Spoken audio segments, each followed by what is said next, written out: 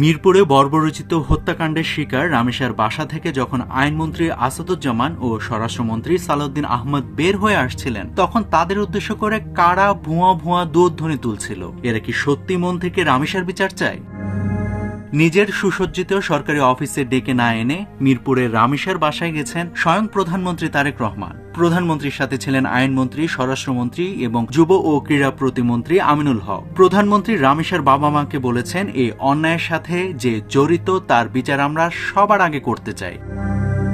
অর্থাৎ একটা বর্বরোচিত ধর্ষণ ও হত্যাকাণ্ডের পর একটা রাষ্ট্রের পক্ষে সর্বোচ্চ যা যা পদক্ষেপ নেওয়া সম্ভব সবই নেওয়া হয়েছে, কিন্তু এরপরও কেন আইনমন্ত্রী ও স্বরাষ্ট্রমন্ত্রীকে ভুয়া ভুয়া দুধধ্বনি শুনতে হলো? এই দুধধ্বনি দেওয়া মানুষগুলো কি রামেশার বিচার চায়, নাকি তারা নির্দিষ্ট কোনো একটা গোষ্ঠীর উদ্দেশ্য হাসিল করার জন্য কাজ করছে?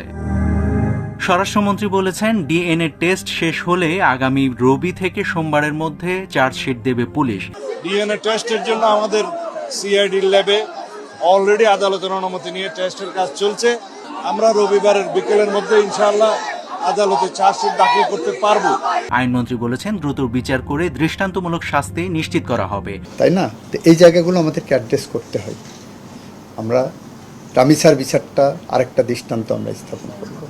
আইন সংস্কারের আলাপ উঠেছে মন্ত্রিসভায়, সবাই একমত হয়েছেন। এরপর রাষ্ট্রীয় আইন অনুযায়ী আর কি করার আছে? সরকার বা আইন শৃঙ্খলা বাহিনীকে তখনই ব্যর্থ বলা যেত যদি আসামি পালিয়ে বেড়াতো, কিন্তু পুলিশ তাকে দ্রুত গ্রেফতার করেছে। সর্বোচ্চ 1 সপ্তাহের মধ্যে চার্জশিট দেবে বলেও বলেছে। তবুও স্বরাষ্ট্রমন্ত্রী ও আইনমন্ত্রীকে শুনতে হচ্ছে ভুয়া।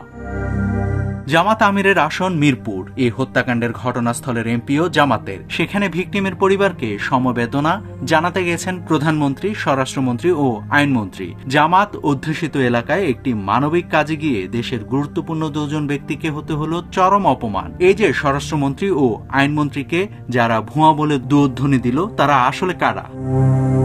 আরেকটা বিষয়ে দৃষ্টি রাখতে হয়। বাংলাদেশের ভিতর শিশু ধর্ষণ, নারীদের যৌন নিপীড়ন, শিশু হত্যা, যৌনাঙ্গ কেটে ফেলার মতো বিভৎসতা চলেই আসছে। গত 6 মাসে 580 শিশু ধর্ষণের শিকার হয়েছে, হত্যা করা হয়েছে 483টি শিশুকে। এগুলো রিপোর্টের বাইরে ধর্ষণের সংখ্যা হয়তো আরো বেশি। লক্ষ্য করলে দেখা যায়, রামেশা হত্যাকাণ্ডের পর এক শ্রেণীর মানুষ সারাদিন গলা ফাটিয়ে বলে গেছে, আজ যদি দেশে শরিয়া আইন থাকতো তাহলে এরকম ঘটনা ঘটতো না।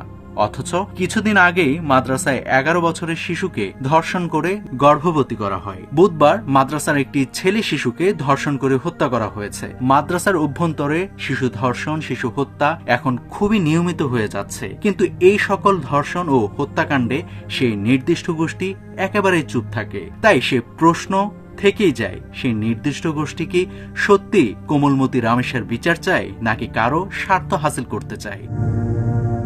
সোনালী নিউজ ডেস্ক রিপোর্ট।